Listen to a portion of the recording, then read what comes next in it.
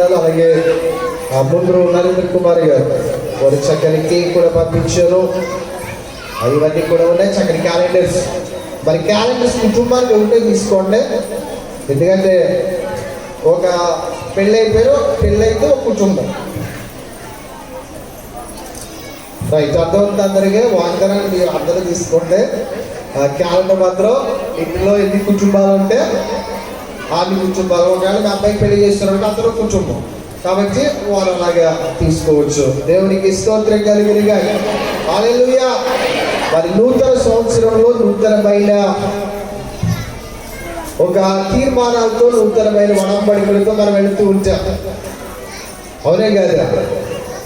మరి చక్కగా ప్రార్థనా పూర్వకంగా కొన్ని తీర్మానాలు మీరు కూడా చేసుకున్నారని నమ్ముతున్నాను. చక్కగా మరి దేవునికి ఇష్టలుగా మనం బ్రతకడానికి కొన్ని అద్భుతమైన వాక్యాలు పరిశుద్ధ లేఖన భాగంలో లిఖించబడ్డాయి.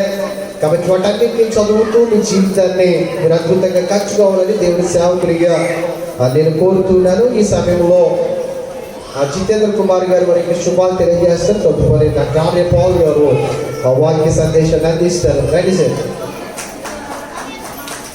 మరి చక్కగా కేక్ ఉంది, లాస్ట్లో కట్ చేసి పెడతాం. అలాగే బొజ్జమ్మ గారు తల్లి గారు కొన్ని చీరలు తీసుకొచ్చారు. అలాగే రావు మాస్టర్ గారు, నిమ్మ గారు వారు కూడా సన్నిధానవర్తులకు చీరలు తీసుకుని వచ్చారు. పోయిన వారం ఇష్ట చదివారు కదా, వారందరూ కూడా అయిపోయిన తదుపరి ఉంటే ఖచ్చితంగా వీటిని తీసుకుని వెళ్ళే అవకాశం ఉండదు.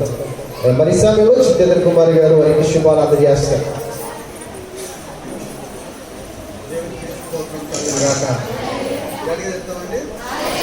ఇంకా మీ అందరికీ నా నూతన సంవత్సర శుభాకాంక్షలు తెలియజేస్తున్నాను.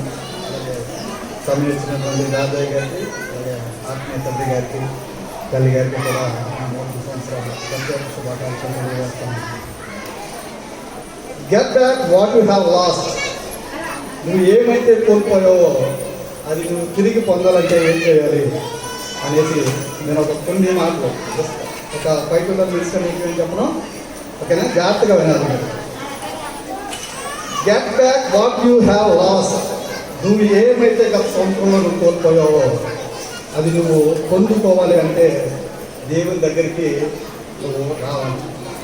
ఒక ప్రిన్సిపల్ ఉందండి, to get back what you have lost, you have to go back what you left. అంటే మీరు ఏదైతే పొందుకోవాలనుకుంటున్నారో, అంటే పొందుకోవాలి అనుకుంటున్నారు కాబట్టి మీరు ఏదైతే విడిచిపెట్టేశారో దాని దగ్గరికి మనం వెళ్తేనే కానీ విడిచిపెట్టింది మన దగ్గరికి రాదు. So if you lose something, if you leave something, you will lose something. అంటే నువ్వు ఏదైతే విడిచిపెట్టేసావో అది నువ్వు కోల్పోతావు. బహుశా దేవునికి నువ్వు గత సంవత్సరంలో చాలా దూరంగా ఉండొచ్చు. కరోనా వల్ల చాలా కుటుంబాలు విచ్ఛిన్నం అయిపోయినాయి, అవునా కదండి? యోవేలు 2:12-14 చదువుకున్నాం. మీరు ఎవరు చదవచ్చు, నేను చదువుతాను.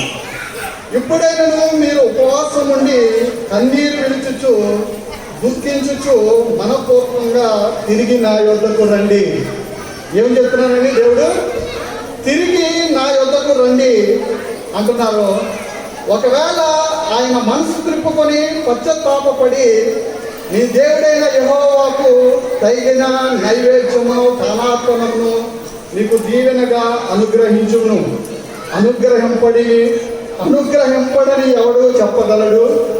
అంటే దేవునికి మీరు కృతజ్ఞత కలిగి, దేవుని యందు విశ్వాసం ఉంచి, దేవునిలో మీరు ప్రేమ కలిగి ఉన్నట్లయితే దేవుడు అంటే పానార్పణము అనగా మీ యొక్క విశ్వాసతను, మీ యొక్క ప్రేమను దేవునిలో మీరు కనపరిచినప్పుడు అనుగ్రహింపడని ఎవడు చెప్పగలడు? ఎవడైనా చెప్పగలడండి? దేవుడు మనకి ఇది ఇయ్యలేడు, అది ఇయ్యలేడు అనేసి మీరు గట్టిగా చెప్పాలండి. దేవుడు ఏమి ఇవ్వగలండి మనకి? సమాధానము, ధనము, ఆరోగ్యము. ఈ కరోనా సమయంలో మన సంఘము ఎంత ఆరోగ్యంగా, ఎంత హ్యాపీగా మనం ఈ న్యూ ఇయర్ సెలబ్రేషన్స్ మనం చేసుకోగలుగుతున్నాం అంటే మనకి ఇచ్చినటువంటి ధన్యత ఎవరు ఇచ్చారని మనకి?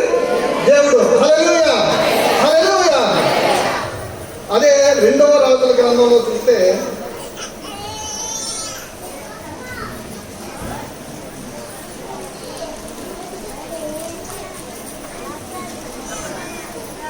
2వ రాజులు 8:6. రాజు ఆ స్త్రీని అడిగినప్పుడు ఆమె అతనితో సంగతి తెలియ చెప్పాను. కాబట్టి రాజు ఆమె పక్షముగా ఒక అధిపతిని నియమించి ఆమె సొత్తు యావత్తును ఆమె దేశము విడిచినప్పటి నుండి నేటి వరకు భూమి ఫలించిన పంట యావత్తును ఆమెకు మరలా ఇప్పించును. హల్లెలూయా, హల్లెలూయా. ఈ గత సంవత్సరంలో 20 సంవత్సరాలు నువ్వు చాలా కష్టాలు పడి ఉంటావు, కన్నీరు విడుచుంటావు. నీ యొక్క కుటుంబంలో ఎవరినైనా కోల్పోయి ఉంటావు, ధన సహాయం కోల్పోయి ఉంటావు, ఉద్యోగం లేకుండా నువ్వు చాలా వరకు ఈ కరోనా విషయంలో చాలా మంది చాలా కష్టాలు పడిన ఉన్నారండి. ఇప్పుడు ఏం చెప్తున్నారంటే, ఆ స్త్రీ రాజు దగ్గరికి వెళ్ళినప్పుడు ఏం చేస్తుందండి, 7 సంవత్సరాలు దూరంగా విడిచిపెట్టి ఒక ప్రవక్త అయినటువంటి ఎలీషా గారు చెప్పినప్పుడు విన్నప్పుడు ఆయన దూరంగా వెళ్ళిపోయి మరలా వచ్చినప్పుడు 7 సంవత్సరాలు మళ్ళీ చదువుతుందండి. ఆమె సొత్తు యావత్తును ఆమె దేశము విడిచినప్పటి నుండి, అంటే 7 సంవత్సరాలు విడిచి వెళ్ళిపోయినప్పటి నుండి ఆమెకు రావాల్సింది భూమే కాదు, ఆమె ఆస్తులే కాదు, అన్ని ఇచ్చి తన సొత్తు యావత్తును భూమి నేటి వరకు, అనగా ఈ 7 సంవత్సరాల్లో ఏమైతే కోల్పోయిందో అంటే ఆ పంట యొక్క ఫలితము ప్రతిదీ కూడా దేవుడు ఆమెకు అనుగ్రహించేలా చేస్తాడు. మనం చాలా వరకు చాలా మంది ఏమనుకుంటూ ఉంటారంటే, మన గత సంవత్సరంలో దేవుడు మనకి చాలా నష్టం కలుగు చేశాడు, చాలా ఇబ్బంది కలిగేస్తాడు. నేను చర్చికి వెళ్ళిపోతున్నాను కానీ నాకు చాలా ఇబ్బంది కలిగింది, నా కుటుంబంలో శాంతి లేదు, ఆరోగ్యం లేదు, చాలా మంది ధన సహాయం కోల్పోయామని అనుకుంటాం. మరి దేవుడికి నువ్వేం చేసావు, గత సంవత్సరంలో నువ్వేం చేసావు అనేది మీరు ఒకసారి మీ యొక్క ఆత్మ విమర్శ చేసుకోవాల్సిన సమయం ఇది. న్యాయాధిపతులు 16:20 చూసినట్లయితే సంసోను గారు దేవుడిని విడిచిపెట్టినప్పుడు ఏమైపోయాడండి చూద్దాం ఒకసారి. ఆమె సంసోను ఫిలిస్తీయులు నీ మీద పడుతున్నాడు అనగా అతను నిద్ర మేలుకొని ఎప్పటికప్పుడు నేను బయలుదేరి వెళుతుంది పొందిన అనుకుని ఏమనుకున్నాడంటే సంసోను గారు. అప్పుడు ఏం చేస్తాడంటే సంసోను గారు దేవుని విడిచిపెట్టాడండి. అప్పుడు ఫిలిస్తీయులు అతను పట్టుకొని అతని కన్నులను ఓడదీసి గాజా కప్పను తీసుకుని వచ్చి ఎత్తని సంఖ్యలో తనను బంధించి, సంసోను ఎంత బలవంతుడో మనందరికీ తెలుసు అనే కదండి, చాలా బలవంతుడు. అటువంటి వ్యక్తి దేవునికి దూరంగా ఉన్నప్పుడు ఏమైపోయిందండి, ఏమీ చేయలేని పరిస్థితులు, చీకటిలో గెలిపడి నీ కన్నులు లేకపోతే మేము ఏమైనా చూడగలమండి. అలాగే దావీదు భక్తుడు కూడా ఆ మందసమును విడిచిపెట్టినప్పుడు 18 నెలల పాటు ఎన్నో కీర్తనలు రాసినటువంటి దావీదు భక్తుడు కూడా ఒక కీర్తన కూడా రాయలేదటండి. ఎప్పుడైతే ఆ దావీదు గారు మళ్ళీ మందసమును పట్టుకున్నాడో అప్పుడు దేవుడు మరలా ఆయనకి కీర్తనలు రాసి ఆయనని ఆరాధించే భాగ్యం ఆయనకి దయచేశాడు. గత సంవత్సరంలో చాలా ఇబ్బందులు పడి ఉంటావు, గత సంవత్సరంలో దేవుడికి దూరంగా ఉంటావు. ఈ యొక్క మనుష్యుల మీద కోపంతో కాకుండా నీ యొక్క ఆత్మానుసారంగా దేవుని మీరు ఆరాధించి ఈ నూతన సంవత్సరంలో మీరు దేవునికి దగ్గరగా ఉండాలని మీ యొక్క మరేశ్వరు మీ అందరికీ శుభాకాంక్షలు తెలియజేస్తున్నాను.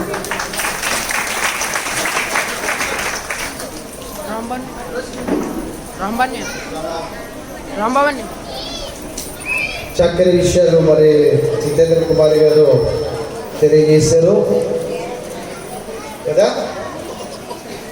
మనం ఎక్కడైతే దేన్నైతే పోగొట్టుకుంటున్నామో చర్చ్ దగ్గర పోగొట్టుకున్నా మన ఇంటి దగ్గర వెతిగా మనకు దొరుకుతుందా? ఎక్కడ పోగొట్టుకున్నామో అక్కడే వెతగా. అలాగే మరి అద్భుతమైన ఒక సందేశాన్ని మనకి వారు అందించారు, వారికి ప్రత్యేక కృతజ్ఞతలు. మరి సమయంలో డాక్టర్ ఆమె పాల్ గారు ఈ నూతన సంవత్సర సందేశాన్ని మనకు అందిస్తారు. మరి మీరందరూ కూడా శ్రద్ధగా వినాలని మనం చేస్తున్నాము.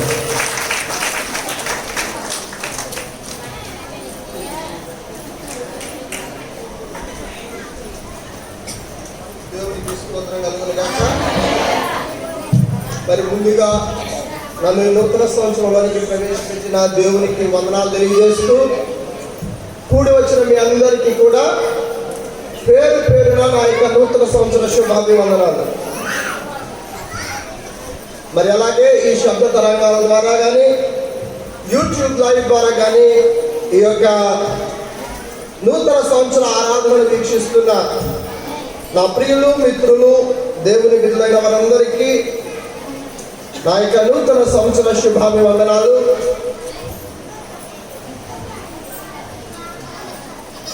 కొద్ది విషయాలు దేవుని యొక్క బంగారు వాక్యంలో నుండి కీర్తనల గ్రంథము 39వ అధ్యాయము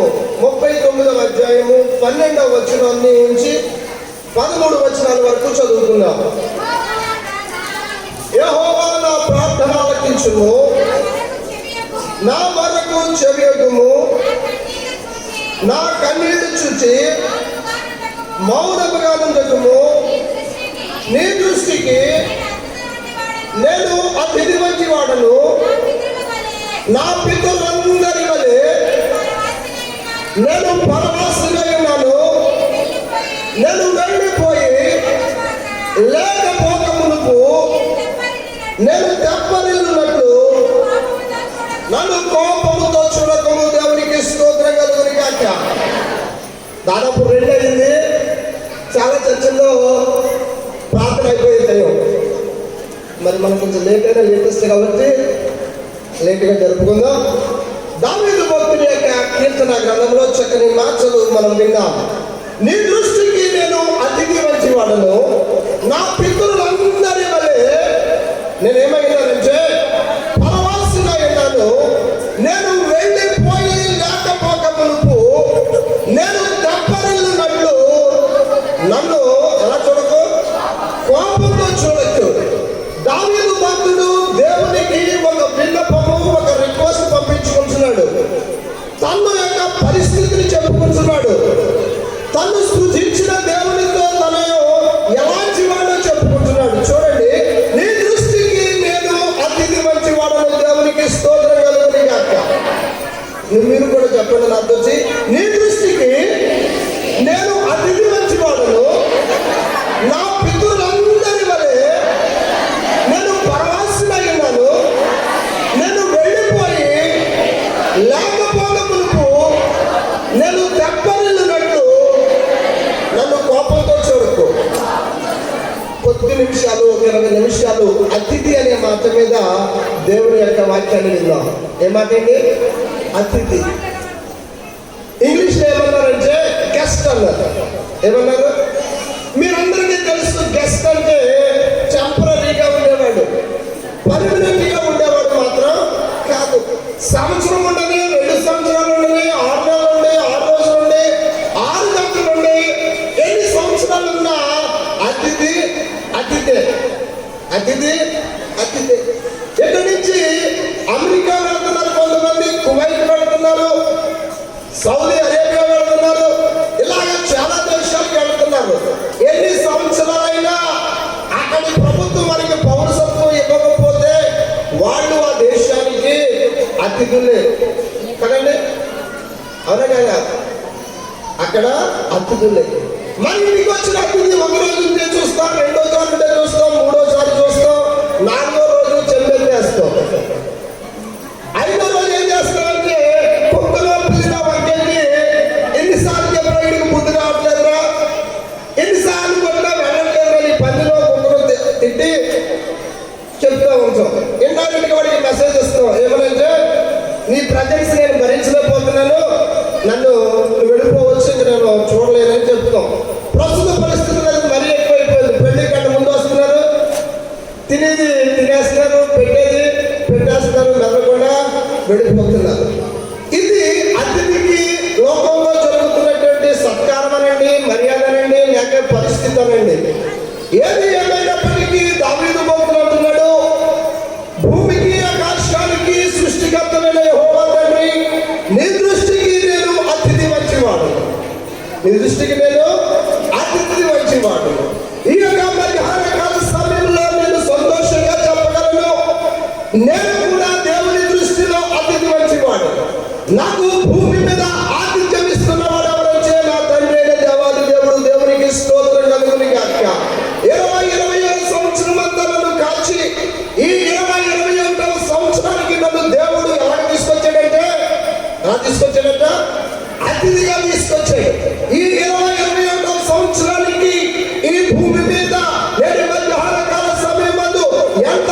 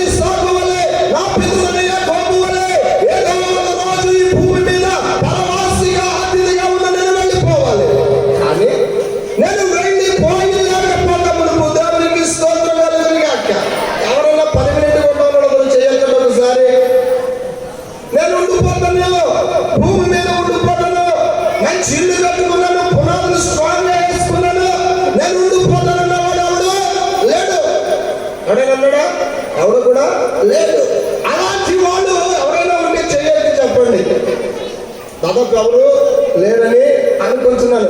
అంటే ఈ లోకము మనకి శాశ్వతము కాదు. కానీ నేను వెళ్ళిపోయి లేకపోక మునుపు నువ్వు నన్ను ఎలా చూడొద్దు? నేను తెప్పరెళ్ళాలి. నేనేం చేయాలి?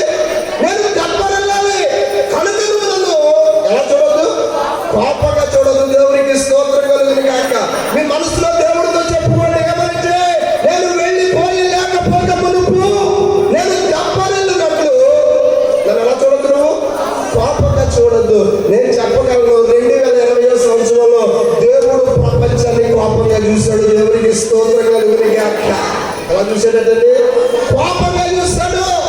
ఆయన దృష్టిలో కొనుడైన వారు, ఆయనకి వ్యతిరేకంగా జీవించిన వారు, ఆయన దయ పొందుకోలేని వారు ఏం చేశారంటే కరోనాలో ఏమైపోయాడండి? వెళ్ళిపోయాడు. దేవుడు నిన్ను కోపంగా చూడాలి కాబట్టి నువ్వు ఎలా ఉన్నావు? దేవునికి స్తోత్రం కలుగును గాక. దావీదు భక్తుడు అంటాడు, నేను వెళ్ళిపోయి లేకపోక మునుపు ఏమైపోయినట్టు నువ్వు నన్ను కోపంగా చూడట్లయినా, నువ్వు నన్ను కోపంగా చూస్తే, దేవుడు కోపంగా చూస్తే మనం ఏమైపోతామంటే మాడి మస్ అయిపోతాం. దేవుని కోపాగ్ని బైబిల్లో మనం చూసినప్పుడు చాలా ప్రజల మీద చాలా విధాలుగా వచ్చింది. కానీ దేవుడు తన వారనుకున్న వారిని సంరక్షించాడు. దేవుడు తన బిడ్డలనుకున్న వారిని ఆయన ఏం చేశాడండి? సంరక్షించడట. నోవహు కాలంలో లోకమంతా నశించిన నోవహును దేవుడు రక్షించాడు. దేవునికి స్తోత్రం కలుగును గాక. ప్రపంచమంతా కరోనా తగలబడిన నిన్ను నీ కుటుంబాన్ని దేవుడు రక్షించాడు. రక్షించలేదా? ఆ లోతు కాలంలో దేవుడు కోపాగ్ని ఆ ప్రజల మీద మండినప్పుడు లోతును అబ్రహామును రక్షించినట్టే ఈ కరోనా కాలంలో దేవుడు నిన్ను రక్షించాడు. రక్షించలేదా? రక్షించాడు. అయితే ఆయన కోపాగ్ని మిగతా వాళ్ళ మీద ఎలాగున్నా సరే నీ మీద మాత్రం ఆయన కోపము పడట్లేదు. ఎందుకంటే నీ వాళ్ళ దృష్టిలో ప్రియుడిగా ఉన్నావు. ఎందుకంటే నీ వాళ్ళ దృష్టిలో ప్రియురాలుగా ఉన్నావు. ఆయనకి ఇష్టంగా ఉన్నావు. దేవునికి స్తోత్రం కలుగును గాక. ఎలా ఉన్నావు నువ్వు? ఆయనకి లోకమంతా పాడైపోతున్నా, లోకమంతా డబ్బు పడిపోతున్నా, నువ్వు ఎలా ఉన్నావచ్చా? నిన్ను ఆయన కాపాడుతూనే వచ్చాడు లేదా? ఇక్కడ ఒక మంచి మాటలు మనం చూస్తాం. నేను తెప్పరిల్లినట్లు.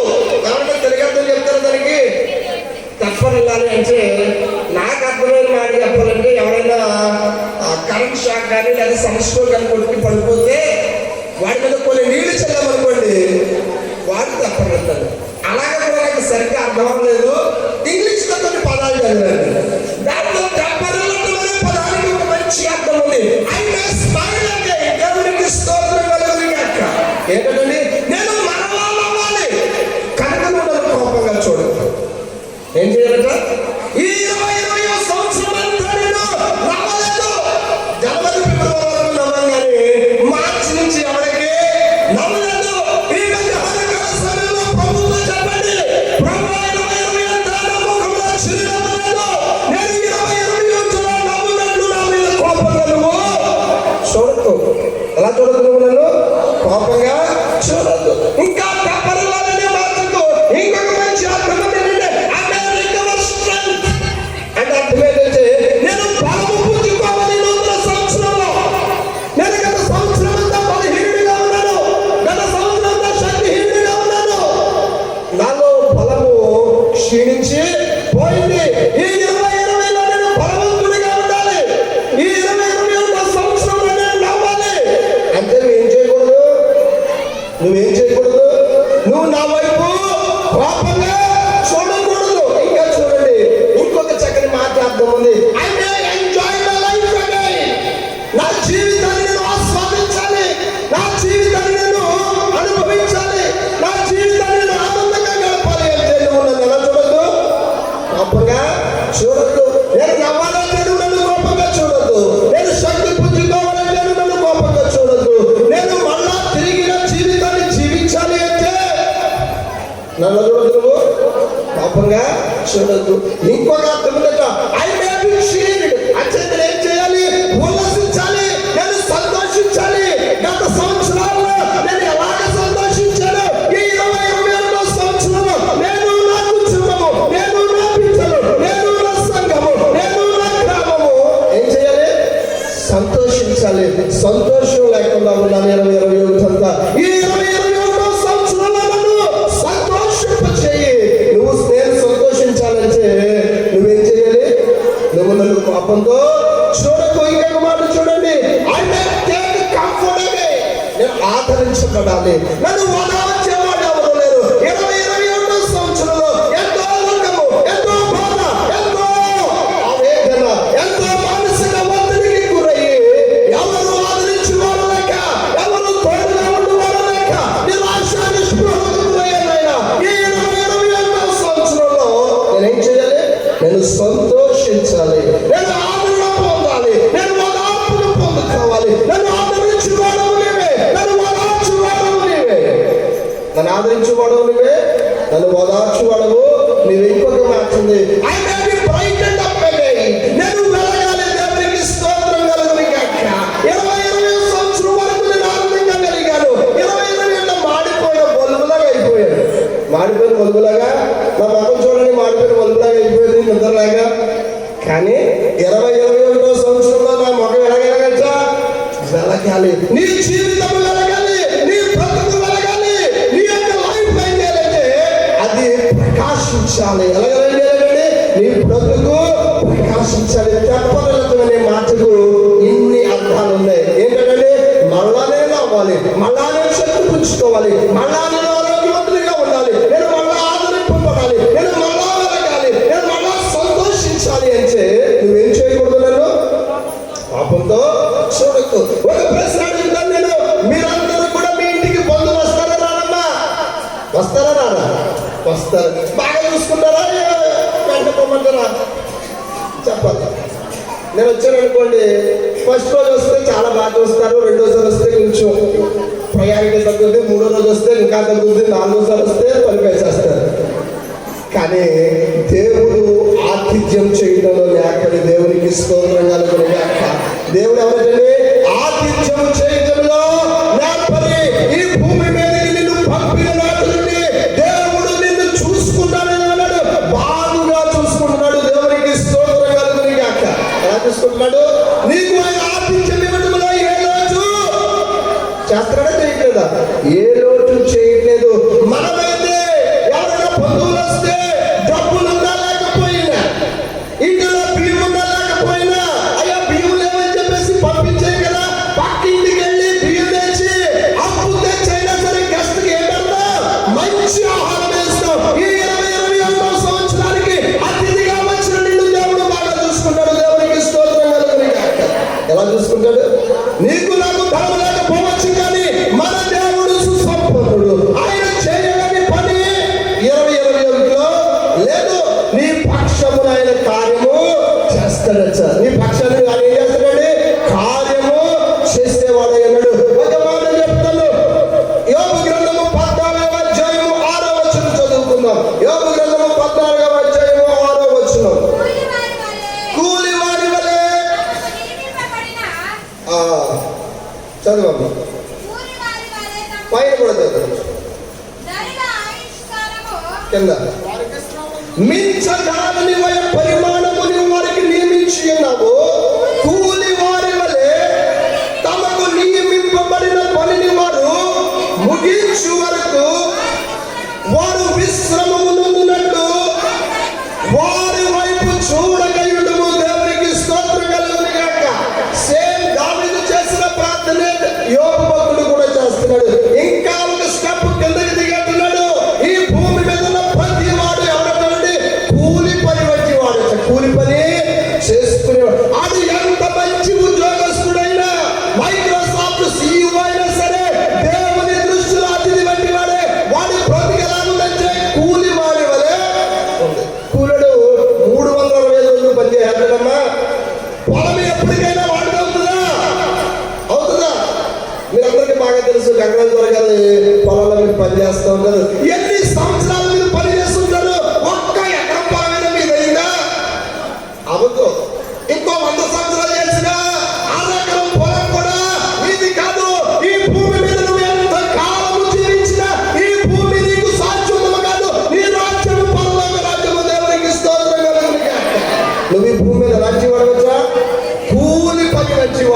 నేను కూలివాడను.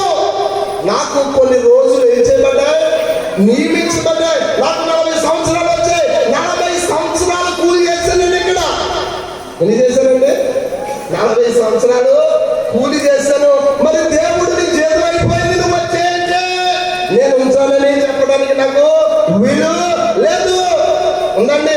నేను ఏం చేయాలంటే నేను ఇంకా కొన్ని పనులు చేయాలి. ప్రభువా నన్ను కోపంగా చూడకు. దేవునికి స్తోత్రం కలుగును గాక. నేను తప్పనిల్లాలి, నేను సంతోషించాలి. ఇంకా నేను కొన్ని పనులు చేయాలి కనుక కొంచెం సమయం నాకు ఇవ్వాలి. నేను మాత్రం ఏం చేయగలను, ప్రాధేయపడగలను. ఈ 2021 సంవత్సరంలో దేవుడు నిన్ను ఆశీర్వదించి నీ ఆయన పన్నెండు కృపను మీద విస్తరింపజేసి ఈ నూతన సంవత్సరానికి ప్రవేశపెట్టాడు. దావీదు అంటాడు, వారికి నియమింపబడిన పనిని వారు ఏం చేయాలట, ముగించాలి. ఈ భూమి మీదకి నువ్వు వదిలేవాలేదు.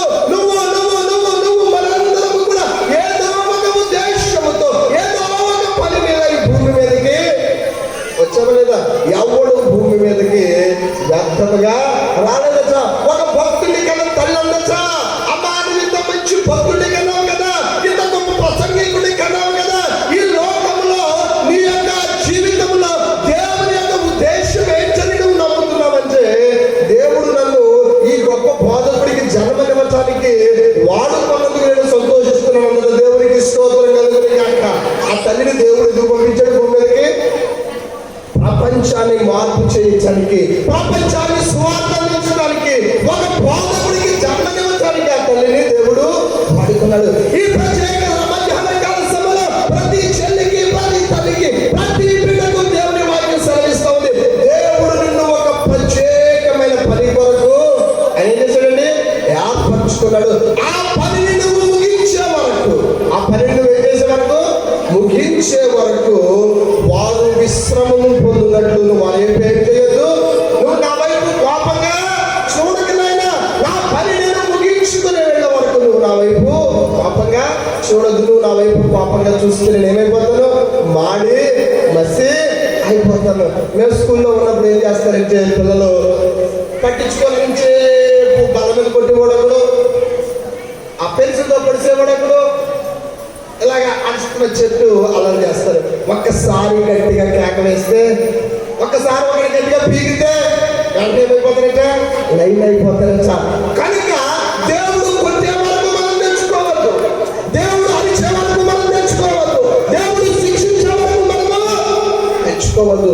ఆయనకి ఇష్టమైన బిడ్డలుగా మనం ఏం చేయలేదండి, బ్రతుకుతాం. ఆయనకి ఇష్టమైన బిడ్డలుగా ఈ 2021 సంవత్సరం మనం బ్రతికితే దేవుడు మన చూపి అనేకమైన నూతన సంవత్సరాలను మనకి ఆయన వరముగా ఇచ్చేవాడైనాడు. దేవునికి స్తోత్రం కలుగును గాక. ఏం చేసేవాడండి, ఆయనకు మనకి ఇచ్చేవాడైనాడు. మనము జీవితకాలం అంతా ప్రార్థన చేయవలసిన పని ఏంటంటే, నేను తప్పనిల్లాలి. నేను ఏం చేయాలి? ఎవరు చెప్పండి, నేను పెళ్లి చేసుకునే వరకు నా వైపు కోపంగా చూడకు. ఉద్యోగం రాని వాళ్ళు చెప్పండి, నాకు ఉద్యోగం వచ్చే వరకు నా వైపు కోపంగా చూడొద్దు.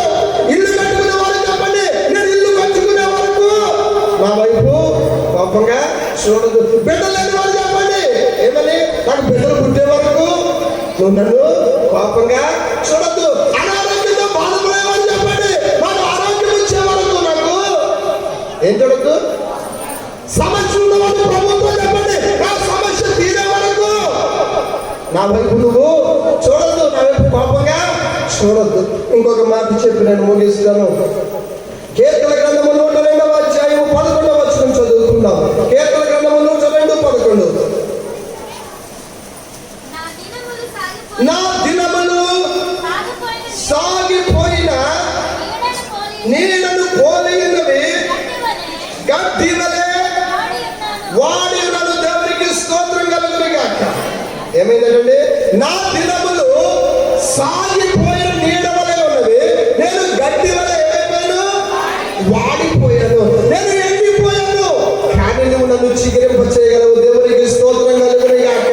2020 మానసికంగా కుంగిపోయాను, నువ్వు నన్ను ఓదార్చునాయన. నువ్వు నన్ను ఏం చేయాలి, నేను చితికిపోయాను, నా ఆత్మలను పోగొట్టుకున్నాను, దుఃఖంలో ఉన్నాను, వేదనలో ఉన్నాను. నువ్వు నన్ను ఏం చేయాలి, నా మనసులో కుళ్ళెట్టుకున్నాను, కోపంగా ఉన్నాను, నా కోపాన్ని తీసేయి. నాకు పగ ఉంది, తీసేయి. నేను ద్వేషంగా ఉంటే తీసేయి. ఏం చేయాలంటే మనం 21 సంవత్సరంలో ప్రభువుకి చెప్పుకోవాలి. నువ్వు కొన్ని లోపాలు ఏం చేయలేవు, అధిగమించలేదు. మనంతా ఎవరండి? మానవ మాత్రులు. ఏంటంటే మానవ మాత్రులము. ఇంతలో కనబడి అంతలో మాయమయ్యే నీతి పుడగ మంచి వారము. ఈ నీతి పుడగ దేవుడు ఉంచినంత మాత్రమే ఈ భూమి మీద ఉంచది. నీ బ్రతికలాంటిదండి సాగిపోయిన నీడవలే ఉంది. సాగిపోయిన మన మీద ఎన్ని సంవత్సరాలు గడిచిపోయాక 20 సంవత్సరాలు 2020 సంవత్సరాలు చూస్తూ చూస్తూ గతించిపోయి మరి ఇంకా రాబోయే రోజుల్లో కరోనా లాంటి వ్యాధులు, కరోనా లాంటి ప్రమాదాలు, కరోనా లాంటి జబ్బులు మనుష్యుల మీదకి మనుష్యులు, దేశము మీదకి దేశము, జనము మీదకి జనము వచ్చేటువంటి రోజులు ముందు ఉన్నాయి. లేవా? ఇంతకు ముందు కంటే భయంకరంగానే ఉంటుంది, కానీ ఇంతకు ముందు కంటే బాగా ఉండే అవకాశమే లేదు. కానీ నువ్వేం చెయ్యాలంటే నిన్ను కాపాడు దేవుడు నీకున్నాడని గుర్తించి ఆయనను వేడుకో. కరోనా కాదు, దాన్ని బాగొచ్చినాడు, నన్ను కాపాడుతామని చెప్పండి. దేవుడికి స్తోత్రం కలుగుతుంది. ఏది వచ్చినా నీ మీదకి అగ్ని ప్రళయం వచ్చినా, జలప్రళయం వచ్చినా, చూడు నేను నిన్ను నా చేతి నీడలో. అది ఎక్కడ దాచుకున్నాడంట? కరోనా కాదు, దాన్ని బాగా వచ్చిన నేనేమీ చేయలేదు. ఎందుకంటే ఎక్కడున్నా ఆయన చేతి నీడలో ఉన్నావు. నువ్వు ఈ నూతన సంవత్సరంలో ఆయన చేతి నీడలో పడిపో. ఆయన చేతి నీడలో నువ్వు ఉండు. నీ బ్రతుకు నీడ వంటిదని గుర్తుపెట్టుకో. నీ బ్రతుకు ఎలాంటిదండి?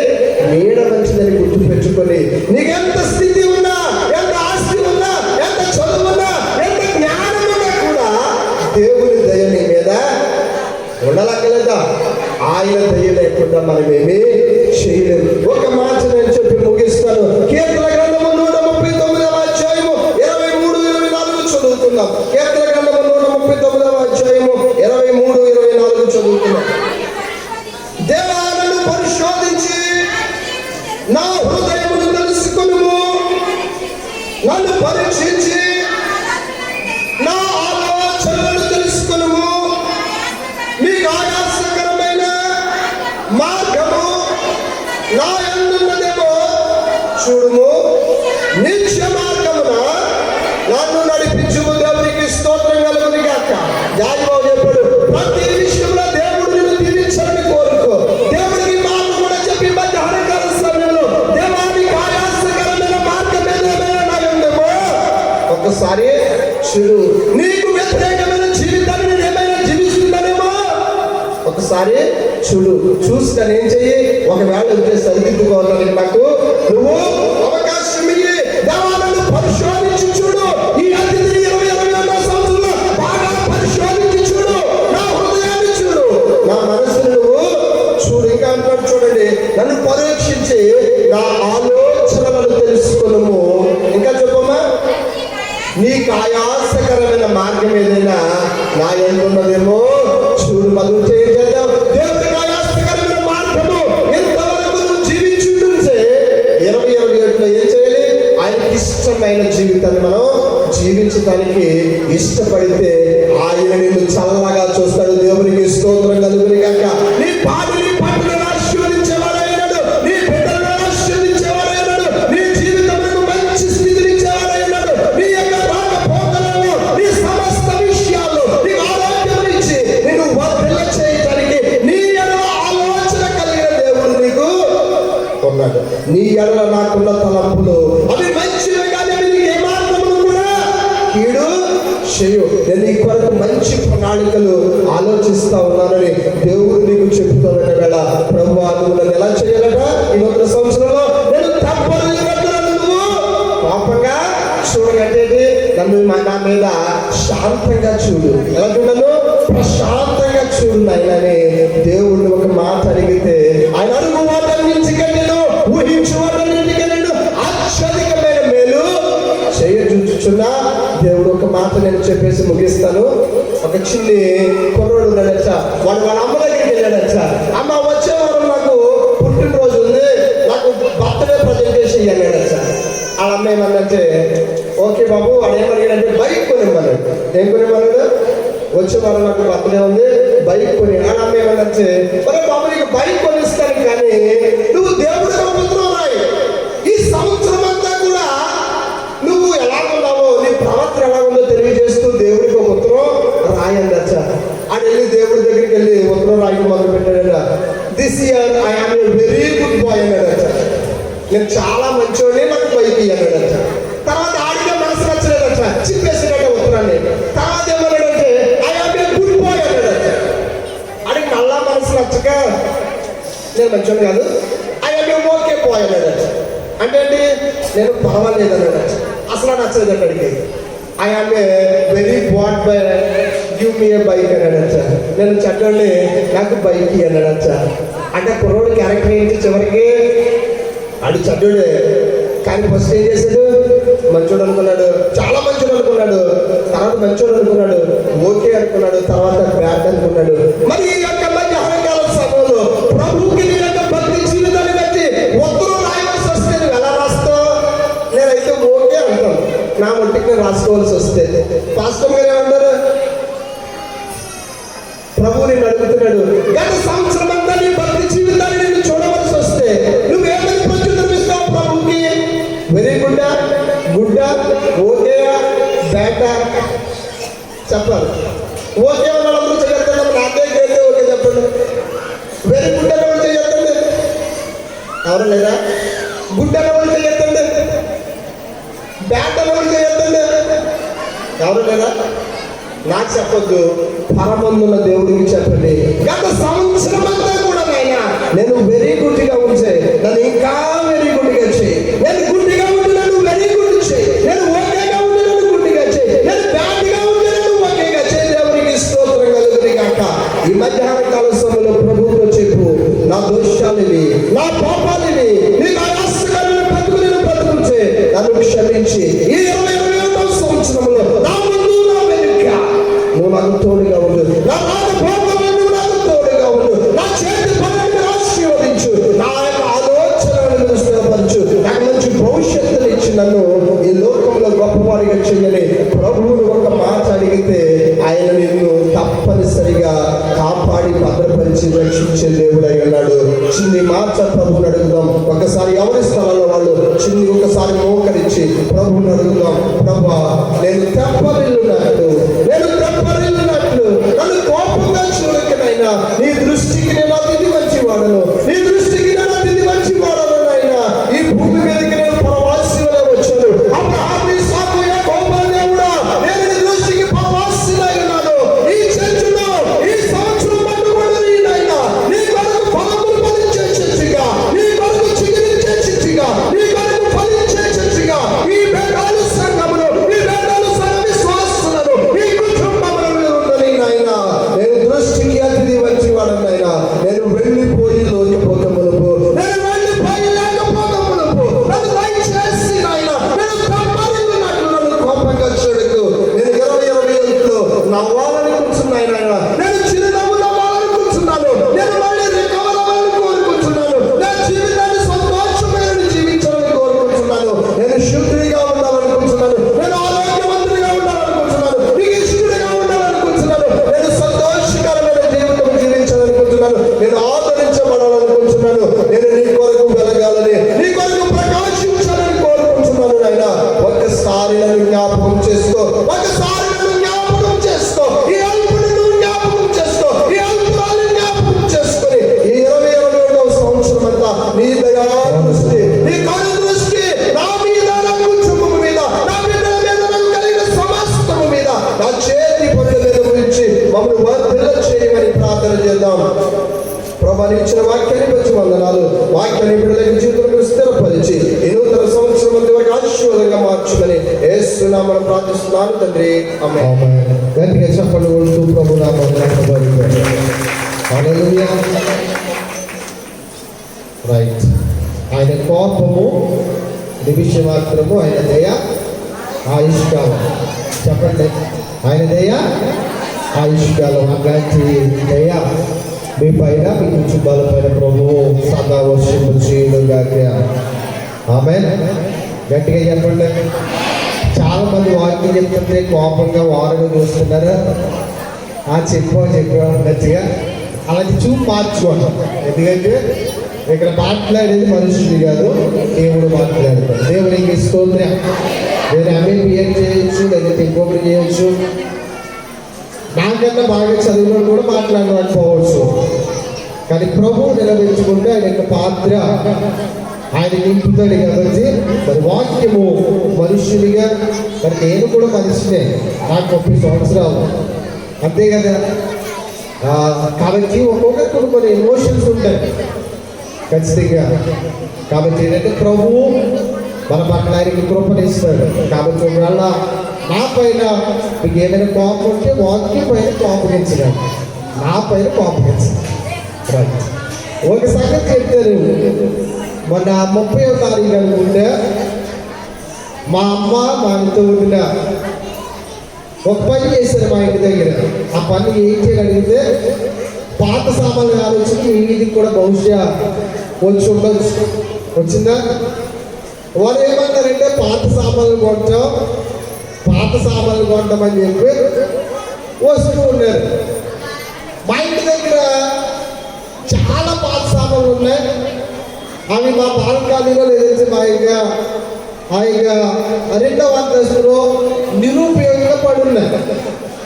చాలా మంది నేను చూడలేదు. క్యారేజ్లు, గ్యాస్ స్టవ్లు, ఇంకా చాలా ఉన్నాయి.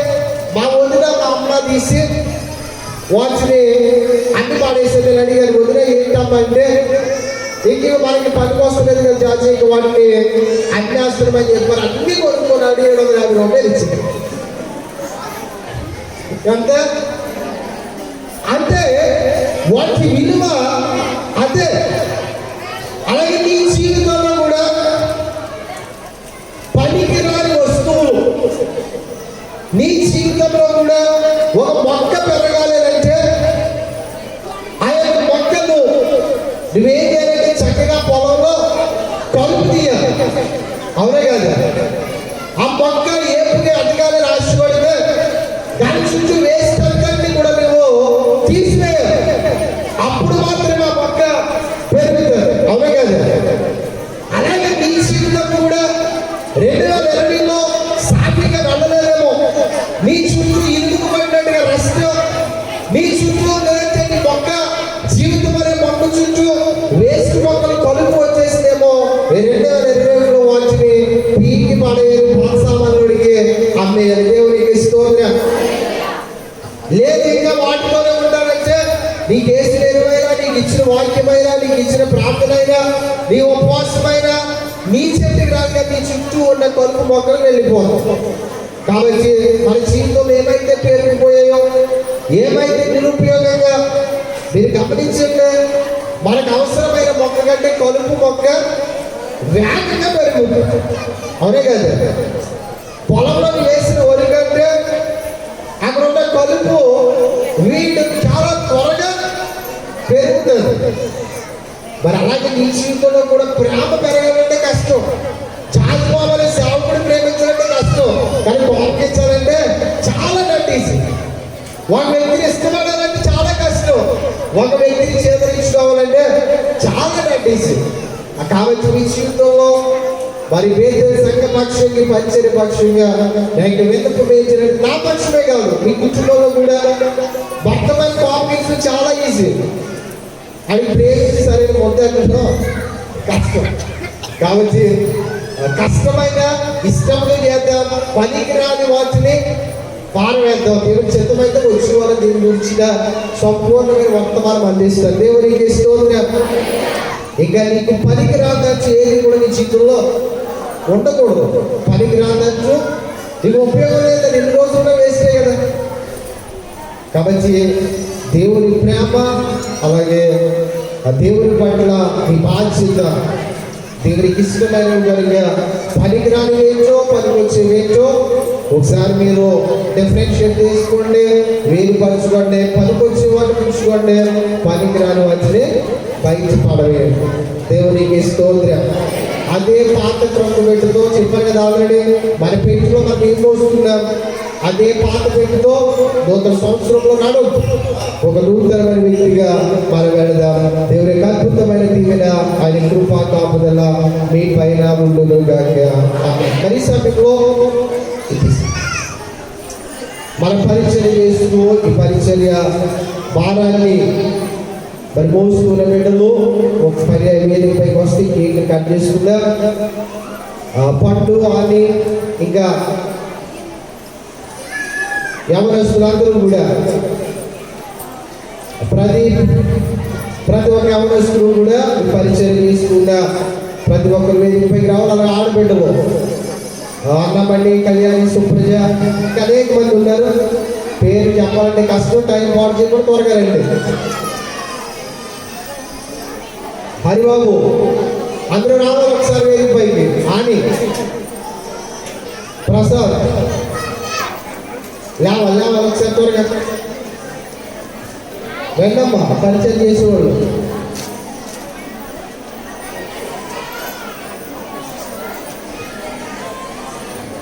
సుందరం ఆమె రావాలి త్వరగా చెప్పండి కొట్టాలి అందరూ కూడా. ఎందుకంటే మరి నేను కూడా మీతో పాటు మీకంటే వెనకాలే వస్తున్నాను. వాళ్ళకి ఎప్పుడు వెళ్ళిపోతాను. అందరినీ కూడా బరువులు బాధ్యతలు మోసేది వాళ్ళు ఇంకా గట్టిగా ఆమె చిన్నప్పుడు వస్తారు.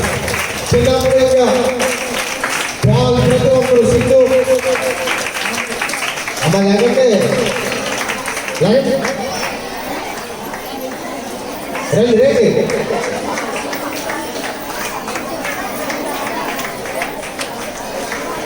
పైకి వచ్చేది.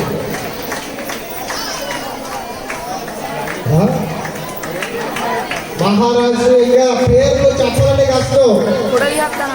పరిచయం చేసిన ప్రతి ఒక్కరు రండి. ప్రసాద్ గ్రామంలో పైకి రండి.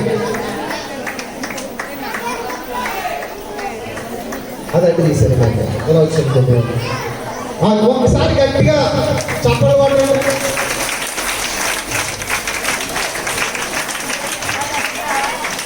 అదేనా మంచి చెప్పండి. అదే అదే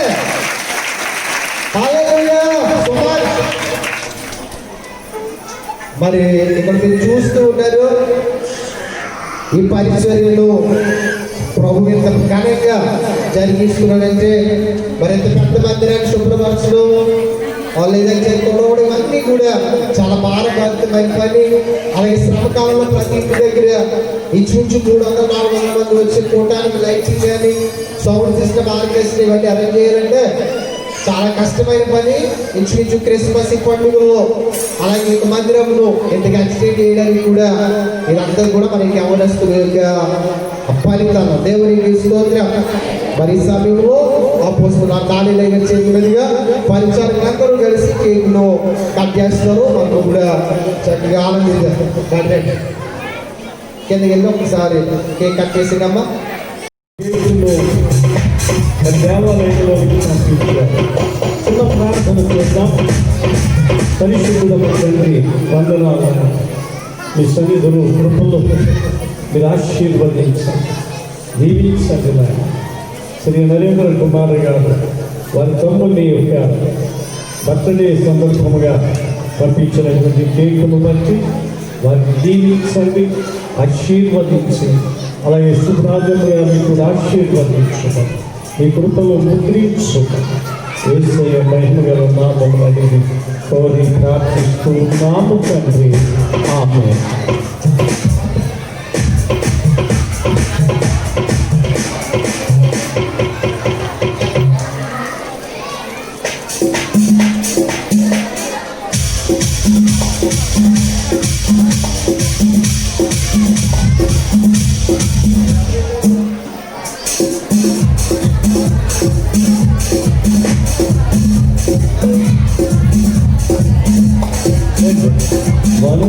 వందనంబునాకును ప్రభు ప్రభు, వందనంబునాకును ప్రభు ప్రభు, వందనము సన్నిధనయసు కాపురా.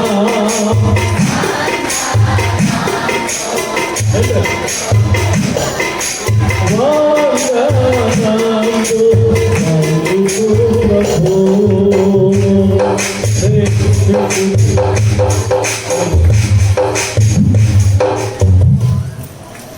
ఈ యొక్క కేకును పంపించినటువంటి నరేంద్ర కుమార్ గారికి మన సంఘం తరఫున ప్రత్యేక వందనాలు చెల్లిస్తూ ఉన్నాం. మంచిది.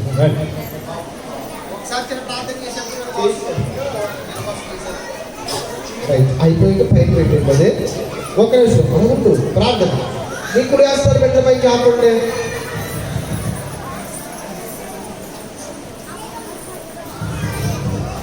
అమ్మ అలాగే మా పోస్ట్ రైట్ ప్రార్థన చేయాలి. ప్రేమ కలిగిన మహాపరిశుద్ధ తండ్రి నీ పాదాలు పొందనాలు. ఎదురునాయన నీ పరిచర్యని పల్లకిని మోస్తూ ఈ కోటికేశ్వర గ్రామంలో మా యొక్క సహవాస సంఘంలోనైనా అద్భుతమైన రీతిని పరిచర్య ఈ మందిరమునైనా ఇంత తీవ్రమైనగా కాంతివంతంగా వర్ధిల్లడానికి నువ్వు మాకు ఇచ్చిన బలమైన సాధనాలు ఈ గమనిస్తున్నట్టు పొందనాలు. ప్రతి బిడ్డను దీవించున్నైనా చదువుకునే బిడ్డలు ఉన్నారు, వివాహంలో కావాల్సిన బిడ్డలు ఉన్నారు, ఉద్యోగాల కోసం చూసే బిడ్డలు ఉన్నారు.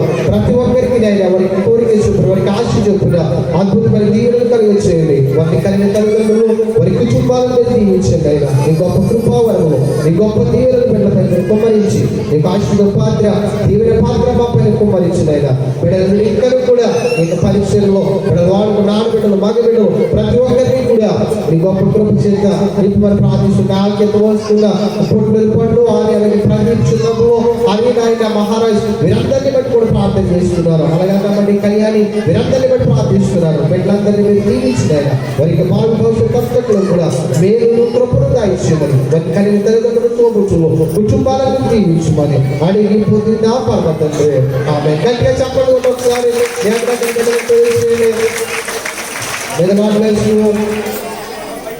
ఇది పైన పెట్టండి అని పలహారు పైన ప్యాకెట్స్ ఎక్కువ తెచ్చేయండి. కార్డు బాక్స్ పెట్టండి. అక్కడ మామూలుగా కార్డు బాక్స్ పెట్టి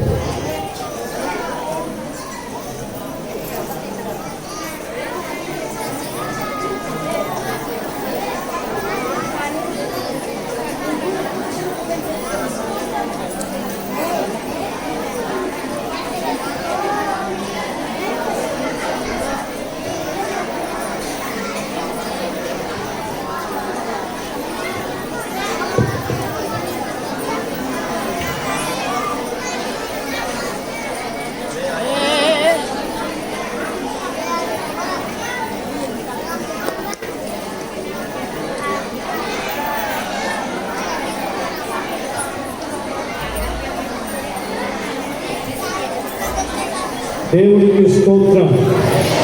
అందరూ చెప్పండి హల్లెలూయా, హల్లెలూయా. ప్రభునందు ప్రియమైన దేవుని పిల్లలారా, మన నూతన సంవత్సరం ఆరాధనలో పాలు పంపులు పొందుతున్న మీ అందరికీ ప్రత్యేక నూతన సంవత్సరపు శుభములు తెలియజేస్తూ ఉన్నాను. కృతజ్ఞత కానుకలు అర్పించే బిడ్డలు రండి, త్వరగా అయిపోవాలి. గడిచిన కాలమంతా మమ్ము కాపాడిన దేవా, నీ వెంట